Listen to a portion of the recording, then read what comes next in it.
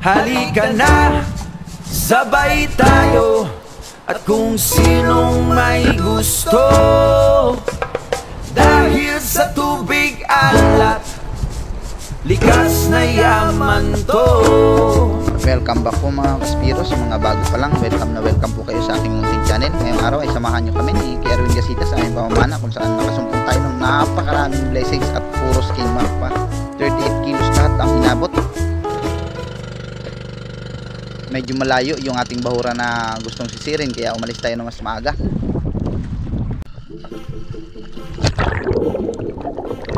Pagkatapos kung makapag-load yung pana natin mga Kaspiro, agad akong bumaba at nagsagawa ng pagsiyasat sa ilalim ng karagatan at nakapana kaagad tayo ng isang kingmak, pero hindi natin nakuha ng video dahil napakabilis ang nangyayari at wala na akong panahon para makapag-open pa ng kamera.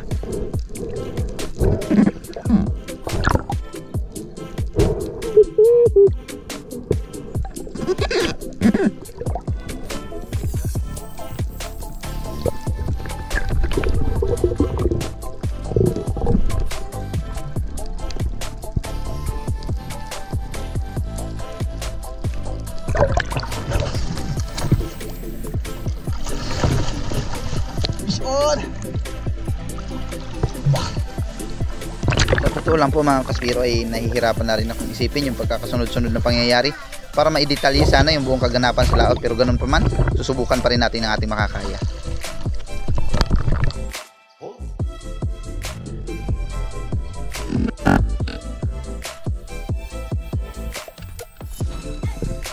Para sa ating pangalawang isda ay king mac pa rin, dahil ngayong araw talagang sulit ang huli natin, puro king mac. First time na nangyari ito sa atin at salamat sa awat tulong ng Diyos at sa paggabay niya, ganon din sa pagbibigay niya sa atin blessings araw-araw.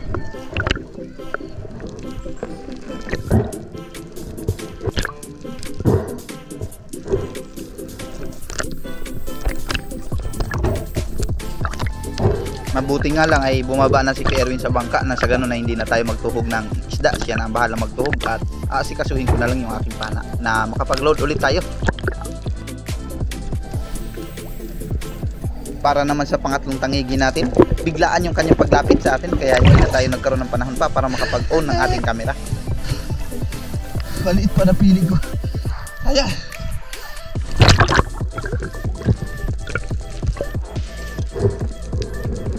habang yung iba nung huli na ay hindi ko na rin kinunan sadya ng video dahil nagtitipid na rin ako ng ating battery ng GoPro dahil malapit na rin malubat.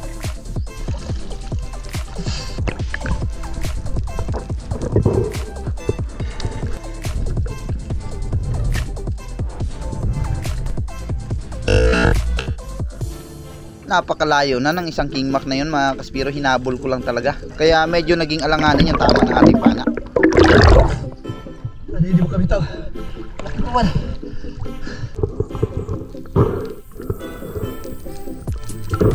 Pilit na mga Kaspiro, sayang kasi may kalakihan na rin kasi yung isda na ito.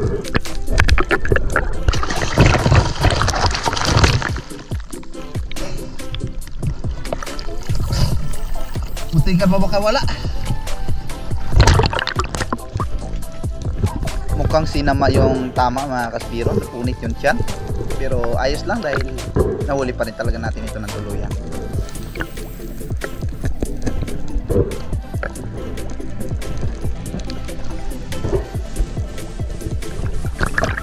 Secure na yung ating pang-apat na tangigi para sa araw na ito. Yung isa ay nandoon sa bangka.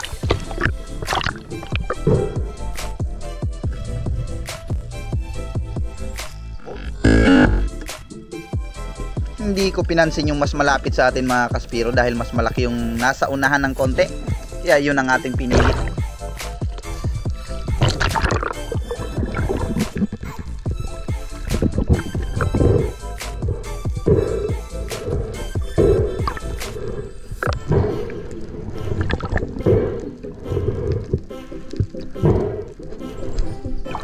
Hindi ganun kalakihan yung mga tangigi na ito mga Kaspiro.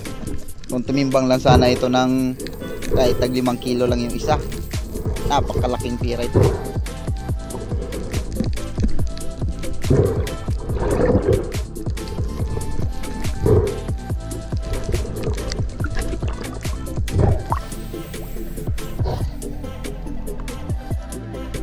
Next dive, nasa unahan ko lang ng konti.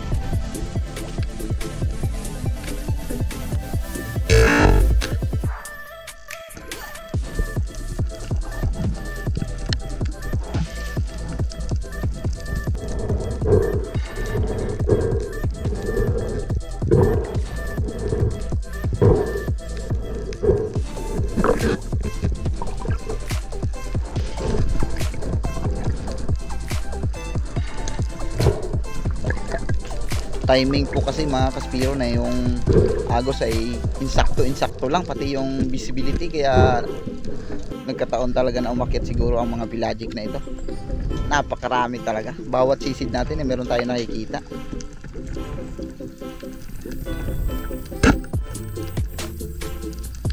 Kaya lang yung mga maliliit hindi ko na pinapana, pinapalampas ko na lang, naghahanap na lang ako ng mga medyo malaki-laki. Yan ang ating tinatarget lang.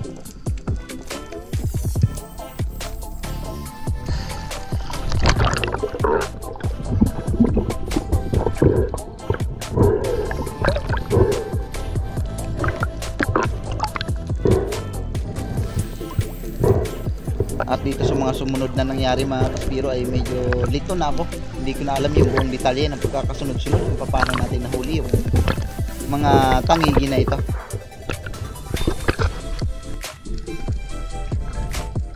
Malayo pa tayo mga kaspiro, tanaw na natin yung napakalaking king mac sa unahan, kaya binuyluhan natin ng gusto hanggang sa madikitan natin.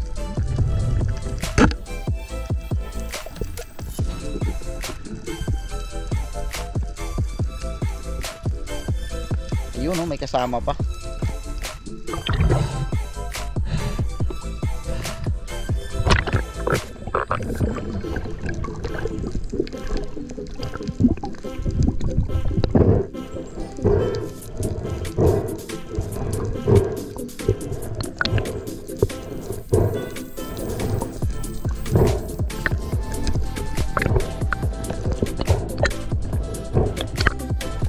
Next dive, dumaan sa ilalim ko itong 2 pirasong king mac, pero pinili ko yung nasa unahan dahil mas malaki. At ito yung ating pinana.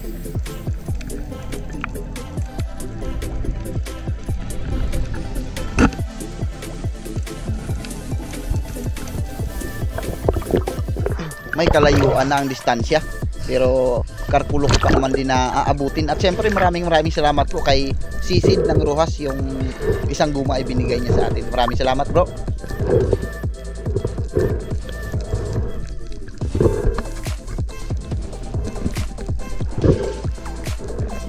Salamat din kay Bro Reniel Ruba, yung gloves naman natin na ginagamit ay sa kanya rin galing.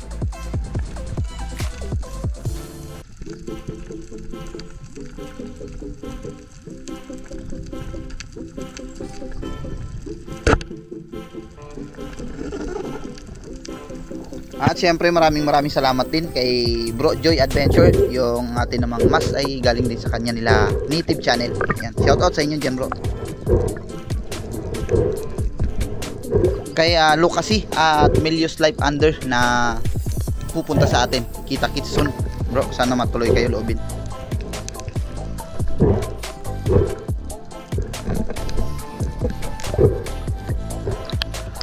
Panapanahon lang talaga yung akyat ng mga isda mga kaspiro. Nagkataon lang na siguro ay timing ng pag-akyat ng isda ngayon at na-timingan din natin. Kaya medyo marami tayong nahuli ngayong araw.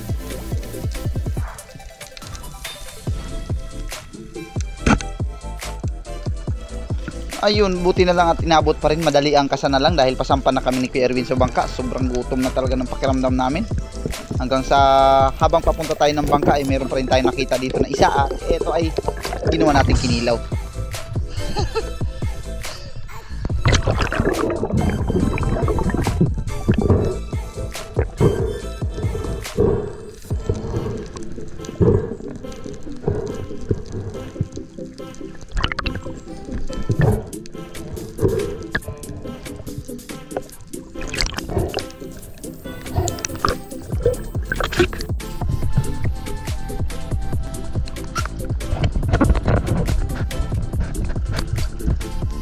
Nasa 11 o kaya 12 piraso yung ating king mac dito. Hindi na natin natandaan kung ilang piraso. Yung iba kasi hindi ko na rin nabidyohan. Hinayang ka.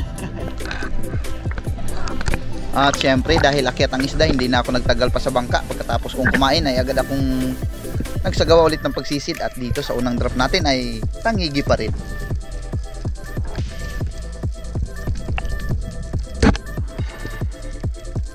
Napakalaki pa naman, mabuti na lang maganda yung pagkakatama.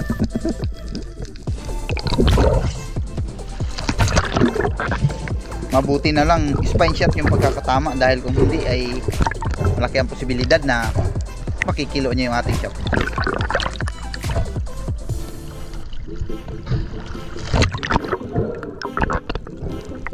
Ganon din pala kay Jake Adventure ng Ruhas at kay Dudes Spiro ng El Nido. Ayan, ingat kayo sa pagpunta dito. Sana ay maabutan pa natin yung pag-akyat ng isda na ito.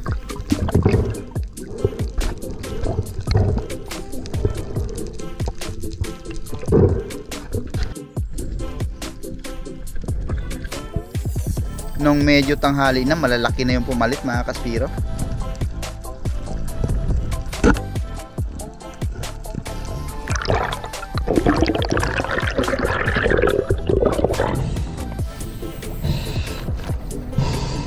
Umangin na ng timog yung panahon na ito, dahil mag-aalas 12 o alauna na ito.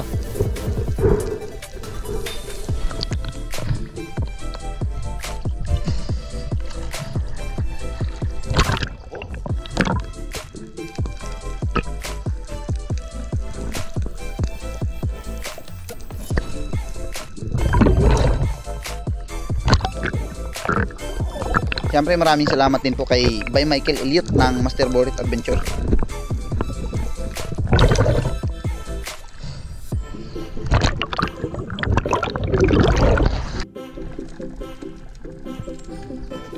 Next dive mga kaspiro, napakaraming tangigi ulit yung nakita natin, at ito yung pinakamalapit.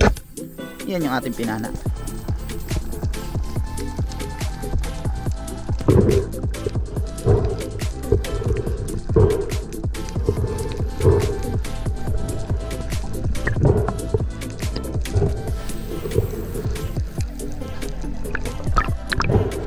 Pasensya na po kayo at hindi ko na binuo yung detalye dahil napakahaba ng mga video, kaya kinailangan kong ikat yung ibang parte ng video.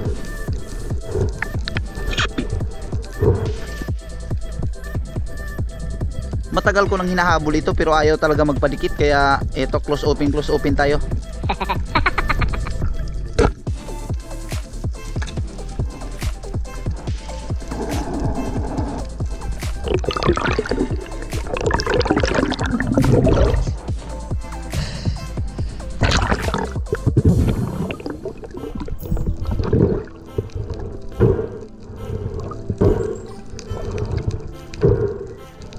Pagka ganito yung tama ng isda, kahit anong klaseng uri ng isda, pag naputol yung kanilang hasang na direkta sa ulo, ay talagang mamamatay ang isda.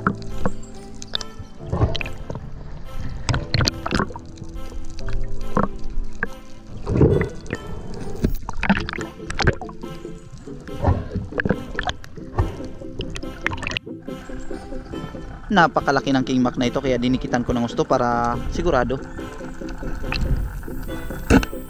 Pero pumitik yung buntot niya nung malapit na tayo, kaya napilitan tayo magsagawa ng tira sa malayuan.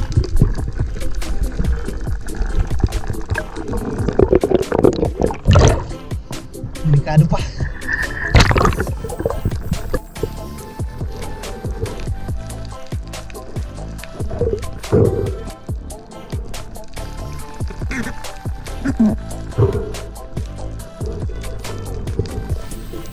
At yun, syempre maraming salamat po sa mga patuloy na sumusuporta at sa mga bago pa lang sa channel natin. Maraming salamat po sa inyo.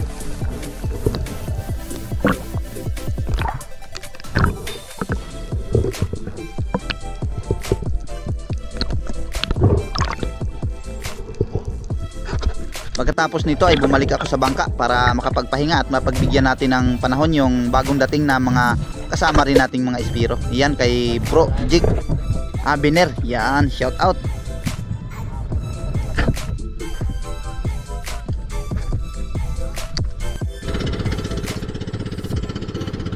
Pagkatapos ng pagkikwentuhan, eto, pinaubayan na namin sa kanila yung spot at nung hapon ay nakadagdag pa rin sila ng 3 piraso. Ayun, nandito na kami sa tabi mga kaspiro. At yung binigay sa atin na biyaya ng Panginoon, ito. Puro skin mac, walang ibang nahalo. 17 piraso. At let's go sa palengke. Alamin natin kung ilang kilo ang aabutin.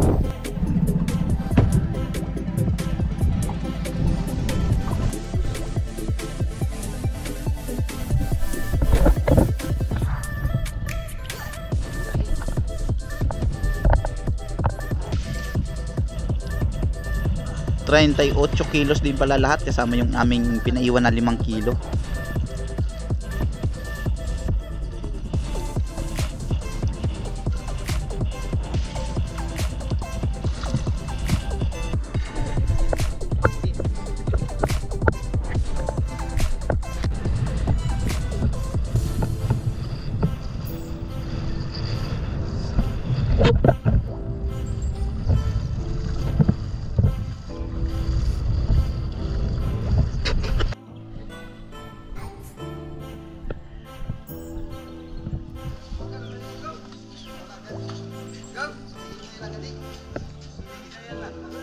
Noy, wala pa dito siya sila na pwede makabila.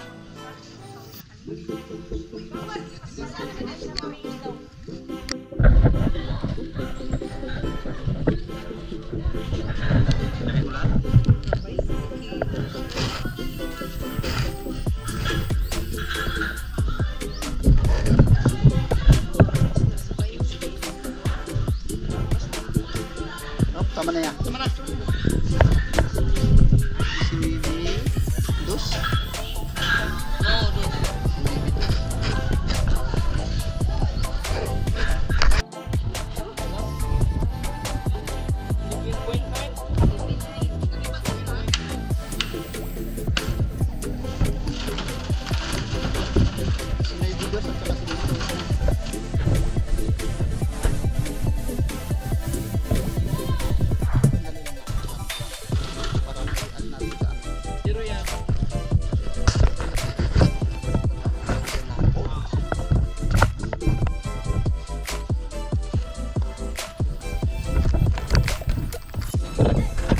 Ito yung ating pangulam mga kaspiro. Alright guys, ito yung nabinta natin sa palengke. Tag 160 ang kuha. Tumimbang ng 27.1. Maliban doon sa amot na 6 na kilo mahigit at yung inulam natin na sobra 5 kilo din. Yung sa palengke lang binayaran ng 4,300. Maliban doon sa binayaran din ng malapit 800 yung 3 pirasong inamot. At yung sobra 5 kilo na iniwan namin ni Kerwin ay inulam namin dito sa bahay. So matotal ay 20 kilos plus 6 na kilo plus 5 38 din lahat. 38 kilos na King Mac. Maraming salamat po mga kaspiro yung mga nag-comment sa previous video natin at mga nag-like, mga nag-share. Maraming salamat po.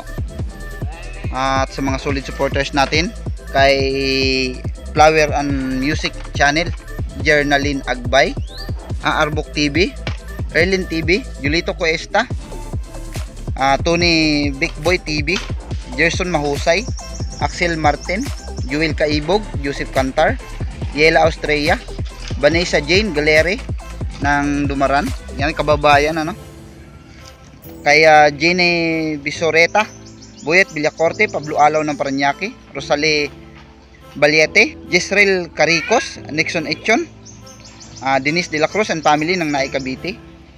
Ganon din sa Mix Channel, Christian Espiron and family, Tarzan Palawan, Noel Cowers, kay John Kiamco, Judith Gomez, Joel Bael, Romulo Rotake ng Tabing Ilog Marilao, Milios Life Under, Kasalom TV, Nistor, Kabugsay TV, Loria Vidal, Pancho Pantino, Ramon Navarro, Charlie Lirase, Joel Antonio, Maricel Mare, Sotorio Abad, Jasper TV, Johnny Jake 10, sa Torpepe at sa apo niyang si Sky, Rogelio Sosalo, at kay Bro Romel Navarrete, Cariño Kayadong, kay Jose Roldan Jornales, at ganoon din kay Pen Expert One Life History.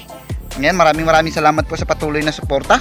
Bali, magkaibang araw po ng laot, dalawang dikit na blessings ang pinagkaloob sa atin ng Panginoon. At sa muli ay maraming salamat po sa mga nag-like ng previous video natin. Muntikan natin maabot yung task ni YouTube na 500 like. Na abot natin ay 470 plus. Pero ayos-ayos na rin. At least, nararamdaman ko talaga na sinusuportahan niya ako. Maraming salamat po ulit. At kita-kita tayo sa muling video natin.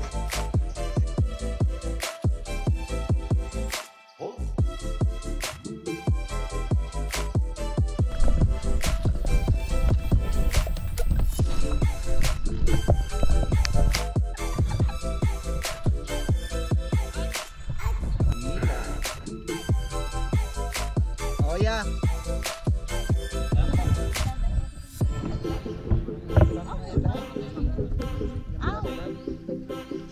Nadali ka na naman ng ipin. Dalawa na kayo nasugatan.